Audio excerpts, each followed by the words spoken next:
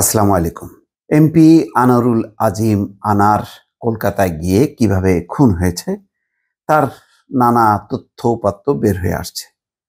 গুরুত্বপূর্ণ একটি উপাদান বা তথ্য হচ্ছে সিলাস্তি ওরফে সিনথিয়া নামের এক তরুণী, যার আহ্বানে সাড়া দিয়ে অথবা তার সঙ্গে সময় কাটানোর উদ্দেশ্যে একটি ফ্ল্যাটে তিনি গিয়েছিলেন পশ্চিমবঙ্গের নিউ টাউনে।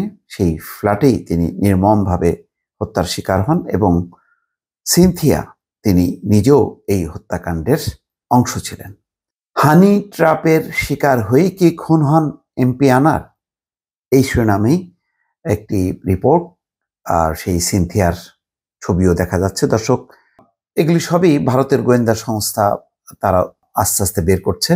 পশ্চিমবঙ্গের নিউ টাউনে হত্যাকাণ্ডের শিকার হওয়া ঝিনাইদহ 4 আসনের এমপি আনারুল আজিম আনারকে কিভাবে ভারতে খুন করা হয়েছে সেই বিষয়টি নিয়ে তদন্ত করছে বাংলাদেশ ও ভারতের গোয়েন্দা সংস্থাগুলো।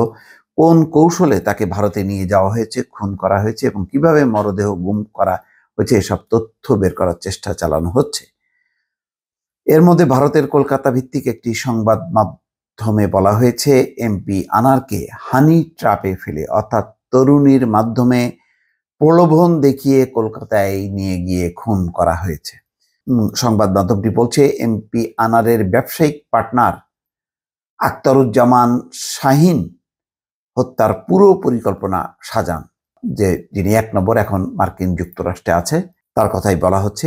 আর এই কাজে তিনি ব্যবহার করেন শিলাস্তি রহমান নামে এক তরুণীকে, যার প্রকৃত নাম সিনথিয়া রহমান।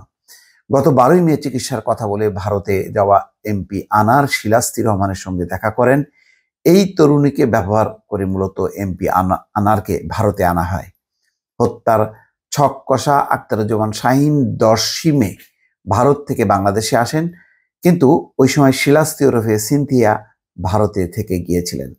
এমপি আনারকে ভারতে নেওয়ার পাশাপাশি শিলাস্তি সরাসরি এই হত্যাকাণ্ডে অংশ নেন। এরপর আনারের মরদেহ গুম করতেও সক্রিয় ভূমিকা রাখেন এই সিনথিয়া। কলকাতা ভিত্তিক সংবাদ মাধ্যমটি আরও জানিয়েছে, কিলিং মিশন সাকসেসফুল হওয়ার পর শিলাস্তি রহমান ওরফে সিনথিয়া রহমান গত 15ই মে বিমানযোগে কলকাতা থেকে বাংলাদেশে ফেরেন। হত্যার পরিকল্পনাকারী আখতারুজ্জামান শাহিন এবং এই তরুণী উভয়ই মাওবাদী সংগঠন পূর্ব বাংলা কমিউনিস্ট পার্টির সঙ্গে যুক্ত ছিলেন বলে সংবাদ মাধ্যমটি দাবি করছে। গত 12ই মে কলকাতায় যাওয়া এমপি আনার 13ই মে নিউ টাউনের একটি বাড়িতে নির্মম হত্যার শিকার হন। হত্যার পর তার মরদেহ টুকরো টুকরো করে ফেলে রাখা হয়। এরপর সেগুলো ট্রলি দিয়ে সেই বাড়ি থেকে বের করে নিয়ে গুম করে ফেলা হয়। কোথায় সেই মরদেহের টুকরো তার কিছু আলামত নমুনা ইতিমধ্যে পশ্চিমবঙ্গের পুলিশ হাতে পেয়েছে। দর্শক, এদিকে শিলাস্তি রহমান নামের এই তরুণীকে ইতিমধ্যে গ্রেপ্তার করেছে বাংলাদেশের পুলিশ, যদিও সেটি এখনো প্রকাশ করা হয়নি। বর্তমানে তাকে জিজ্ঞাসাবাদ করা হচ্ছে।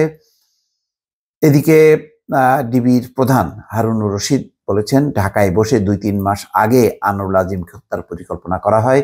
ঢাকায় না পেয়ে ঝিনাইদহ 4 আসনের এমপিকে কৌশলে নেওয়া হয় কলকাতায়। সেখানে তাকে হত্যার পর শরীর টুকরা টুকরা করে হাড্ডি থেকে মাংস আলাদা করা হয়। এরপর হলুদ মিশিয়ে ব্যাগে ভরে ওই বাসা থেকে বের করা হয়।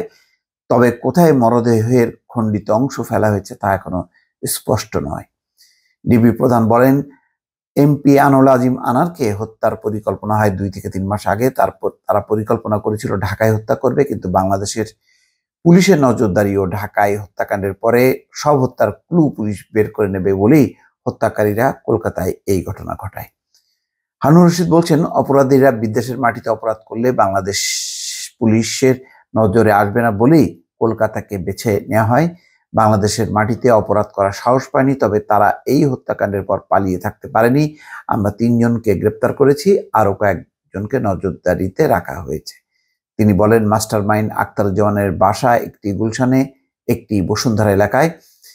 এই 2 বাসাতেই অনেকদিন ধরে পরিকল্পনা করেছে। আনারকে হত্যার নেপথ্যে রাজনীতি বা অর্থনৈতিক যে কারণেই থাকুক না কেন, বাংলাদেশের মাটি ব্যবহার করতে চেয়েছিল কিন্তু পারেনি। পরিকল্পনার অংশ হিসেবে তারা কলকাতায় গত 25 তারিখে একটি বাসা ভাড়া করে।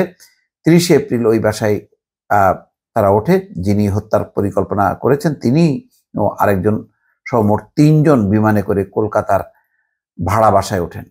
তারা 2 মাস ধরে খেয়াল রাখছে কখন আনারকে কলকাতায় আনা যাবে। সেখানে আরো 2 জনকে হায়ার করা হয়, তারা ওই বাসায় আসা যাওয়া করবে। তারা হলো জিহাদ বা জাহিদ ও সিয়াম। মাস্টার মাইন্ড গাড়ি ঠিক করে কাকে কত টাকা দিতে হবে, কারা কারা হত্যায় থাকবে, কার দায়িত্ব কি হবে। কিছু কাজ আছে বলে 5-6 জন রেখে 10ই মে বাংলাদেশে চলে আসেন আখতারুজ্জামান। যাই হোক, অনেক বাড়ছে, কিন্তু এর মধ্যে শিলাস্তি রহমান ওরফে সিনথিয়ার নামটি বেশ ঘুরে ফিরে আসছে। তাকে গ্রেপ্তার করার পর আরো পরিষ্কার হবে পুরো পরিকল্পনা যে কি হয়েছিল। দর্শক ভালো থাকবেন, আল্লাহ হাফেজ।